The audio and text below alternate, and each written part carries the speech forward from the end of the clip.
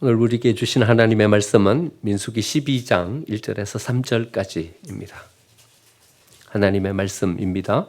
모세가 굿스 여자를 취하였더니 그 굿스 여자를 취하였으므로 미리암과 아론이 모세를 비방하니라.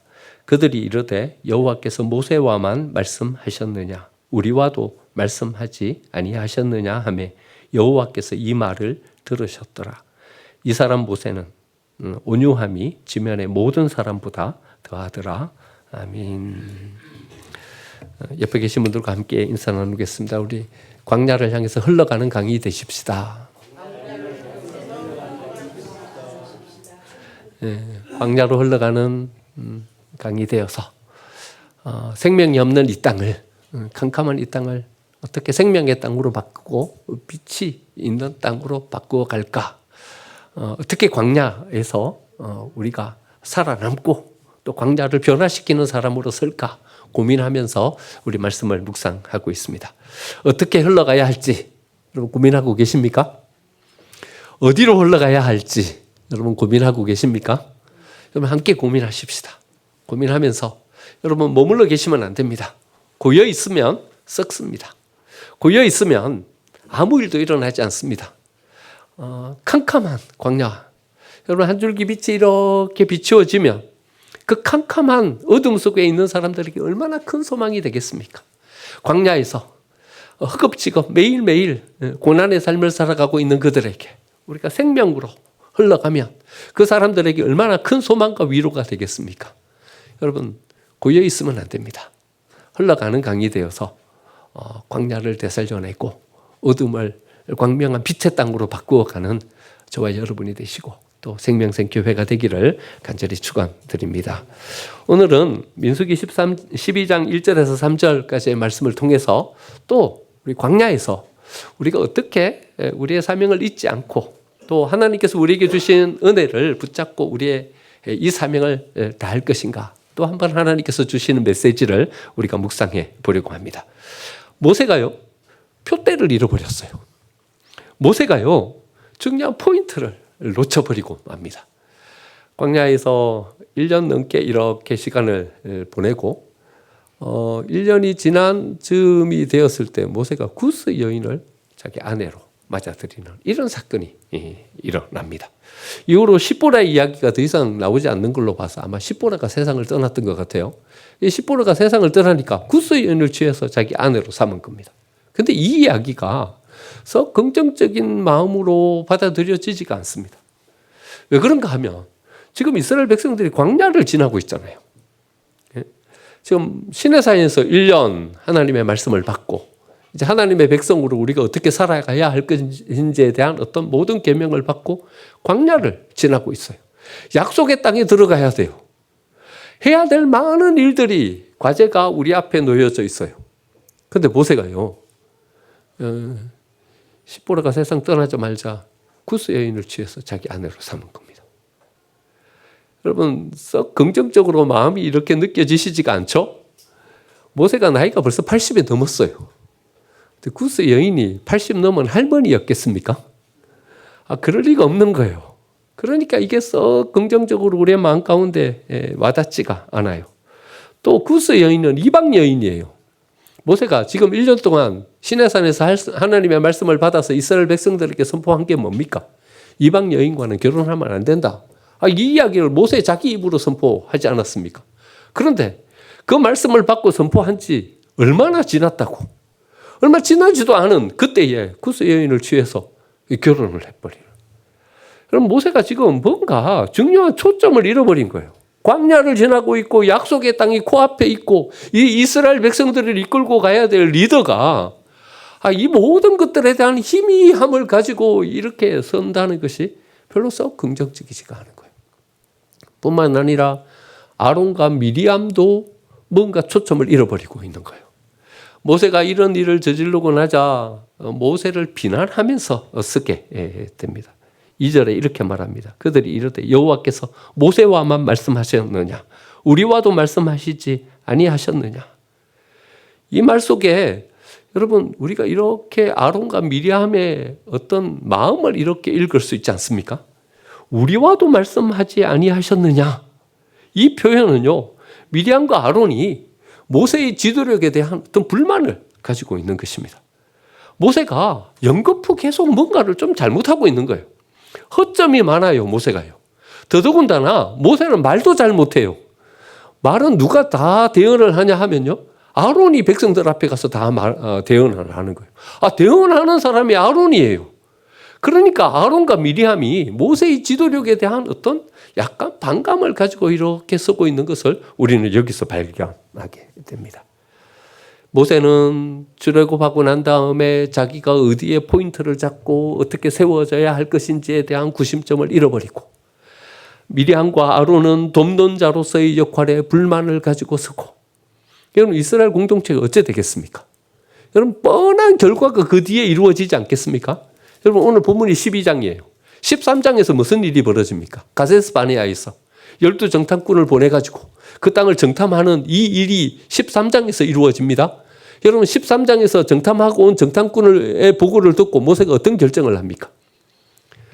여러분 여호수아와 갈렙의 의견을 듣고 그 의견을 쫓아서, 야, 하나님이 우리를 도와주시면 약속의 땅이 우리 땅이다, 가자, 이렇게 결론을 내리고 가야 되지 않습니까? 근데 모세는 누구의 보고를 더 마음에 담고 받아들이냐 하면요, 10명의 보고를 더 마음에 두고 받아들입니다. 모세, 아론, 미리암, 여러분 이런 결정을 가지고 이런 잘못된 자리로 나아가는 것이 어쩌면 당연한 결과 아니겠습니까? 지금 이러고 있는데 모세는 자기의 구심점을 잃어버리고, 미리암과 아론은 누가 크냐, 내가 섬기는 자냐, 왜 모세만 리더냐 이러고 있고, 여러분 이 리더 공동체가 여러분 어떻게 이스라엘을 이끌고 약속의 땅에 들어갈 수 있으며, 그들이 내리는 결정이 얼마나 신앙적인 어떤 결론을 가지고 결정을 가지고 이스라엘 백성들을 이끌 수 있겠습니까? 여러분 이 본문이 주는 메시지를 우리가 잘 붙잡아야 됩니다. 우리가 하나님의 은혜의 역사를 이루는 교회로 세워가기 위해서, 우리가 광야를 향해서 흘러가서 거기에서 우리의 이 생명을 빼앗기지 않고 그 광야를 생명의 땅으로 바꾸어 가려면 우리는 어떤 믿음을 가지고 서야 되는지를 우리는 여기에서 찾아갈 수 있게 되는 것입니다. 그럼 모세와 아론과 미리암이 첫 번째로 잘못된 판단, 잘못된 신앙의 관점을 가지고 있었던 것이 뭡니까? 이들은요, 수직적으로 바라봐야 할 것과 수평적으로 바라봐야 할 것을 혼돈하고 있었습니다. 신앙에는요, 이 두 가지가 아주 명확합니다. 수직적으로 바라봐야 할 것을 수평적으로 바라보면 문제가 생깁니다. 수평적으로 바라봐야 할 것을 수직적으로 바라보면 문제가 생깁니다. 여기에 대한 개념이 명확해야 됩니다. 여러분, 수직적으로 바라봐야 될 우리 신앙의 관점은 뭡니까? 누구하고의 관계는 수직적인 관계입니까? 하나님과 우리하고의 관계는 수직적인 관계입니다. 여러분, 하나님과 동등하지 않습니다. 여러분, 하나님과 우리가 동등합니까? 수평적인 관계가 아닙니다. 수직적인 관계입니다. 하나님은 창조주이시고 우리는 그의 피조물입니다. 하나님은 말씀하시는 분이시고 우리는 그 말씀을 순종하며 따라가야 되는 사람들입니다. 여러분, 이 수직적인 관계가 명확하게 세워져야 됩니다. 여러분들 가운데 이 수직적인 관계에 혼동이 생긴 분이 계시지 않으십니까? 명확하십니까? 하나님은 창조주이십니까? 하나님은 말씀하시는 분이고 우리는 순종하는 사람들 맞습니까? 그래 믿으십니까? 우리는 그래 확실히 믿고 있다고 생각합니다. 그런데 마귀가 우리를 찾아와서 우리의 생각을 뒤흔들어 놓습니다. 에덴 동산에서요, 하와를 찾아간 마귀가 유혹했던 게 뭡니까? 하나님이 말씀하시고 하와는 절대로 따먹지 말라는 선악과를 따먹으면 안 되는, 순종해야 되는 수직적인 관계로 세워졌습니다. 사탄의 유혹이 뭡니까? 야, 이래 할 필요 있겠냐? 야, 따먹어 버려라. 수직적인 관계를 어떻게 놓으라는 겁니까? 수평적인 관계에 놓으라는 겁니다. 하와가 들어보니까는요, 따먹고 나면 자기 눈이 밝아질 것 같아요. 하나님과 수평적인 관계에 설 것 같아요. 여러분, 이런 시도가 바로 모든 죄의 시작입니다. 우리가 하나님 앞에 죄짓는 모든 죄는 수직적인 이 관계를 수평적인 관계로 느슨하게 놓음으로 여러분 우리가 죄를 짓는 것입니다. 여러분, 하나님이 결정해 놓은 것을 우리는 따르고 순종하면 되는 것입니다. 근데 내가 결정하려고 그래요. 내가 여기에 모든 것들을 내 마음에 맞게 이 순서를 바꾸려고 해요. 이러면서 우리가 하나님하고의 관계에서 어긋나 버리게 되는 거죠. 여러분, 수평적인 관계는 뭡니까? 수평적인 관계는 우리 이웃과의 관계는 다 수평적인 관계입니다. 예. 여러분, 우리 이웃이 이렇게 수직적인 관계로 누구는 위에 있고 누구는 아래에 있고 이렇게 세워진 것입니까? 이래 세워지려고 하는 것이 우리의 욕심이고 우리의 죄성입니다. 하나님은요, 우리의 모두를 이 수평적인 자리에 다 놓고 계십니다.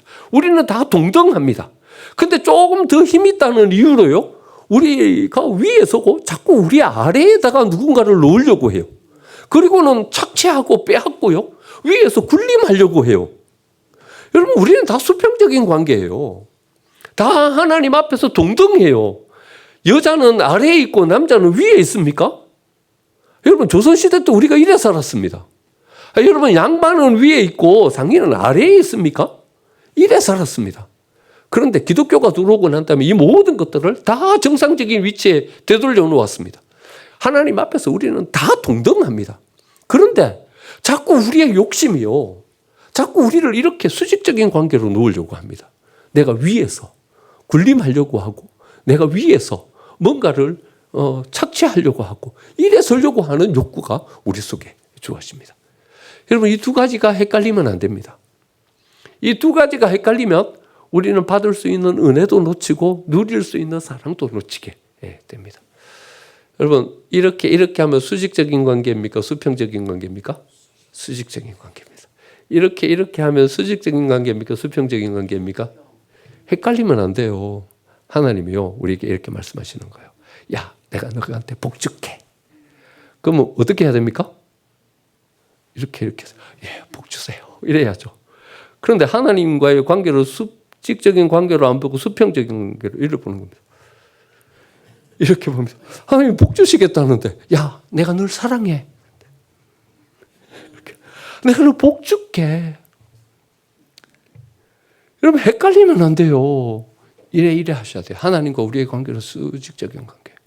수평적인 관계는 우리 이웃과 관계죠. 근데 우리 이웃이 우리한테 이러는 거예요. 야, 너는 가만히 안 둬? 두고 보자. 이러는 거예요. 그런데 이웃과의 관계는 어떤 관계예요? 수평적인 관계예요. 어떻게 해야 돼요? 이렇게 해야 돼요. 이렇게 해야 돼요.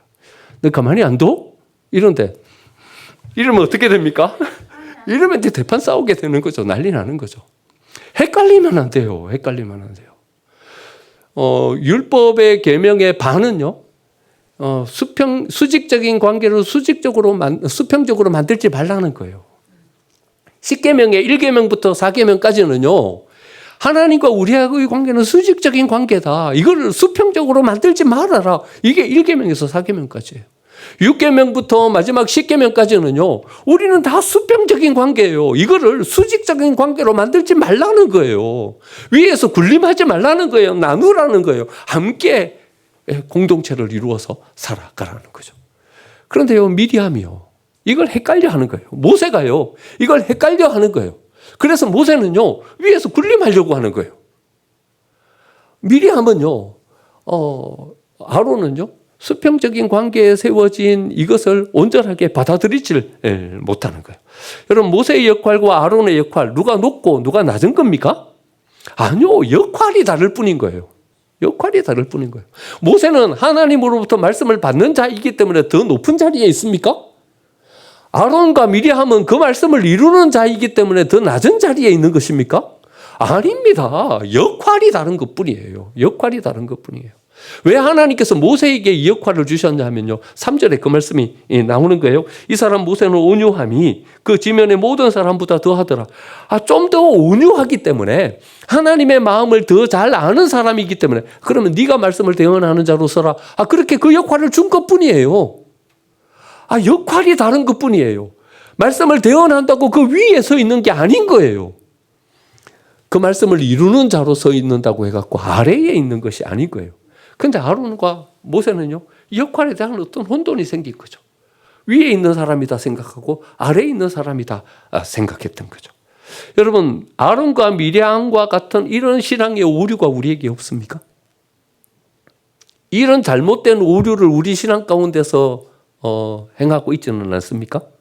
우리 가운데 이런 것들이 있는 거예요. 장로님으로 임직 딱 하고 나면요, 어깨에 힘이 딱 들어가요. 그럼 어깨에 힘이 들어가면 안 되죠. 어디에 힘이 들어가요? 다리에 힘이 딱 들어가야죠. 그래서 더 열심히 신발끈 딱 동여매고, 아 그래 서야죠. 목사 안수를 딱 받는 순간 특권의식이 딱 생겨요. 아 여러분, 특권의식이 생기면 안 되죠. 더 납작 엎드려서 더 낮은 자리에서 자기의 역할을 감당하면서 서는 거죠. 아 역할이 다른 거예요. 우리는 다 모두 다 동등해요. 그런데요, 우리는 자꾸 이것을요 이렇게 수직적으로 세우려고 해요. 나는 더 위에 있는 권력을 가진 뭔가를 가지고 서려고 하는 이 욕심이요, 이 욕구가 자꾸 우리 안에 생기는 거예요. 여러분, 우리 안에는 이런 것이 없습니까? 우리가 신앙생활을 하면서 교회에서의 어떤 일들을 이루어가면서도 자꾸 우리의 마음 가운데 이런 거에 찾아오는 거예요. 샘 리더가 이렇게 앞에서 이끌어가는 게 좀 약간 못마땅해. 내가 말을 더 잘할 수 있을 것 같아. 내가 하면 더 잘할 것 같아. 아 근데 샘 리더라고 세워져 갖고 앞에서 막 이끌어가고 이렇게 세워지는 거예요. 그러니까 가만히 있어봐, 내가 할게 이러면서 자기가 막 하려고 하는, 샘 리더를 대신해 갖고 자기가 하려고 하는 거예요.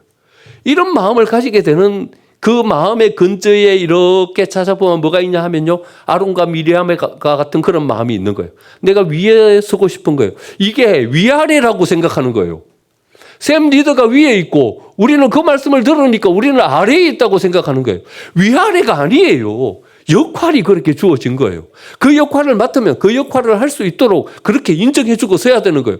이렇게 우리가 위아래로 이렇게 보면, 여러분, 미리암과 아론이 위아래로의 어떤 수직적인 관계로 이것을 생각하면, 아론은 여러분 어떤 마음으로 대제사장의 직분을 감당하겠습니까? 이제 백성들 위에 서는 사람으로 서는 거예요.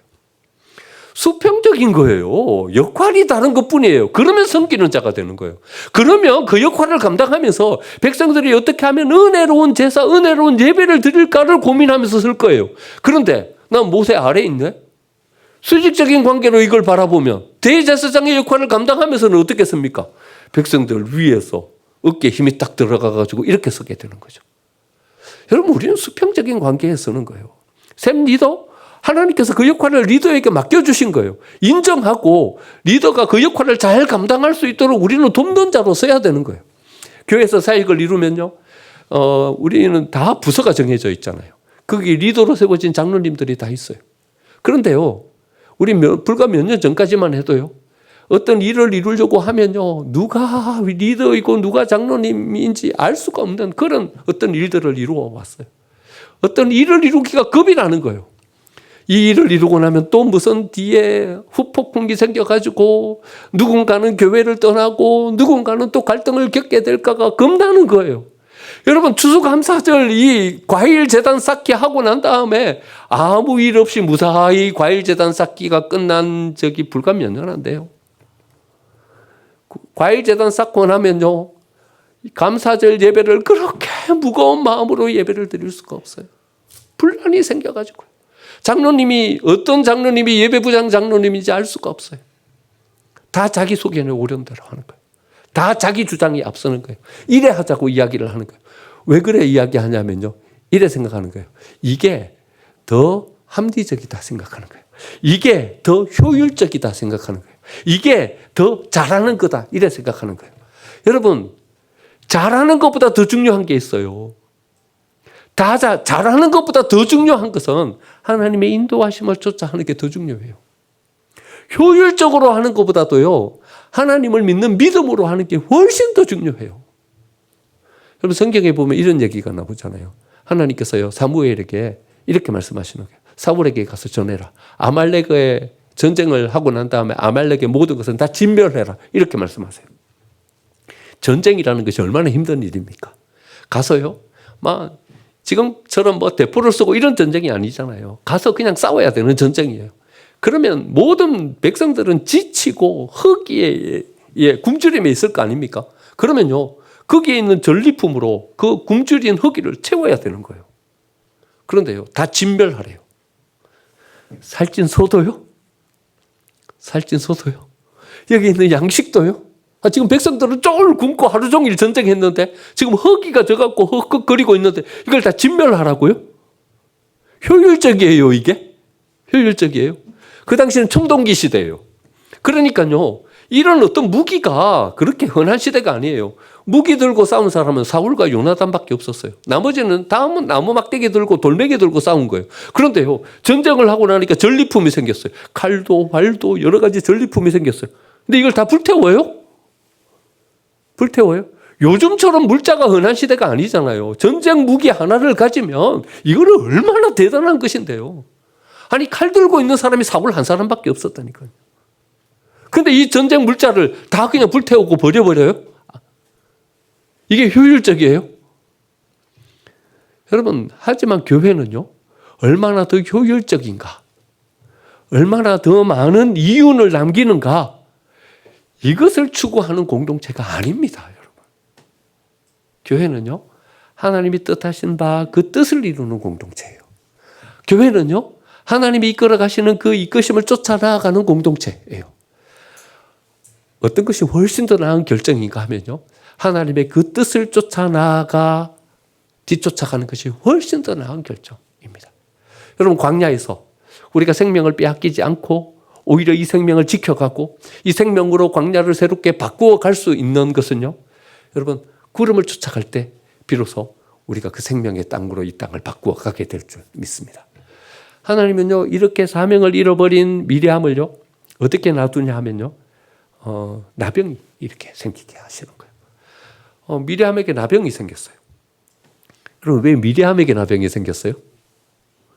아론도 잘못했잖아요. 모세도 잘못했잖아요. 근데 미리암에게 나병이 왔어요. 미리암에게 나병이 와가지고는요, 몸이 하얗게 변해버린 거예요. 아론은 나병이 오면 안 되는 자리에 세워져 있어요. 잘못하지 않은 게 아니에요. 대제사장인데 나병이 오면 대제사장의 직분을 어떻게 감당해요? 매일 드리는 제사를 드려야 되는데 주일 안식일 날 안식일 제사를 어떻게 드려요?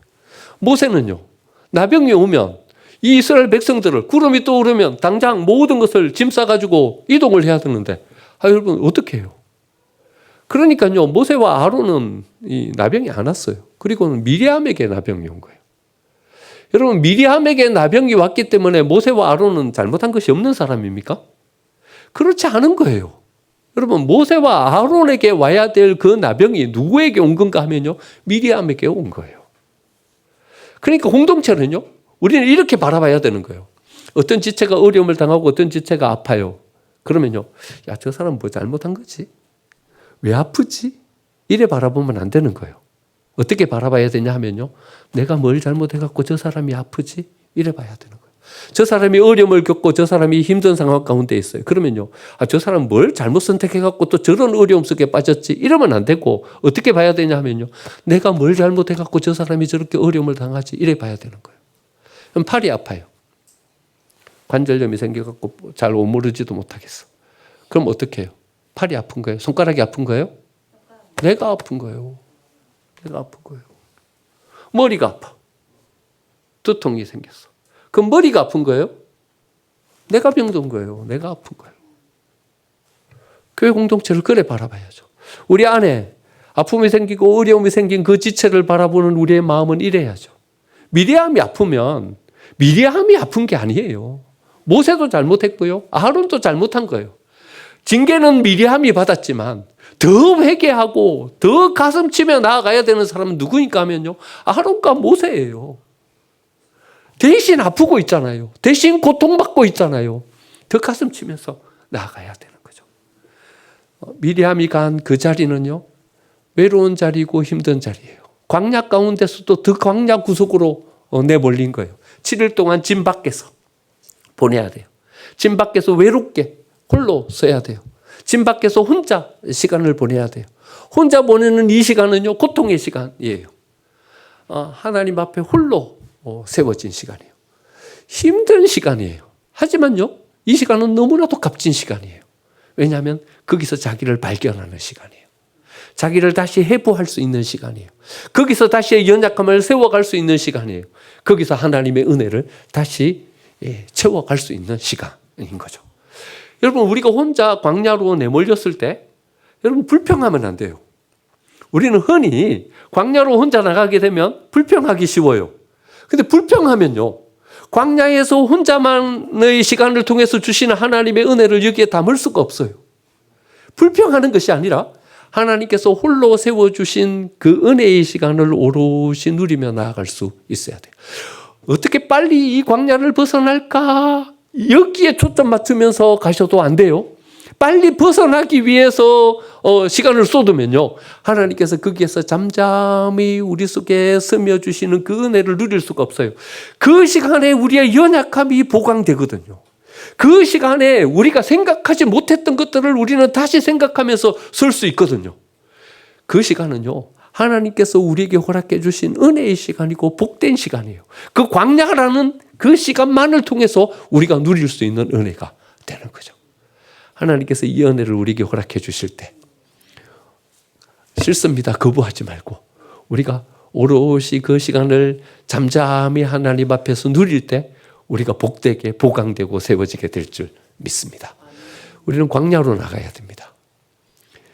그냥 나가면 우리는 그 광야의 생명을 다 빼앗겨 버릴 겁니다. 무장하고 우리를 복되게 세워서 나아가야 광야를 생명의 땅으로 바꾸어 가게 될 줄 믿습니다. 잘 보강하고 세워서 광야를 생명의 땅으로 만들어갈 수 있는 우리 생명생 교회가 되고 또 저와 여러분이 되시기를 간절히 축원드립니다. 아멘.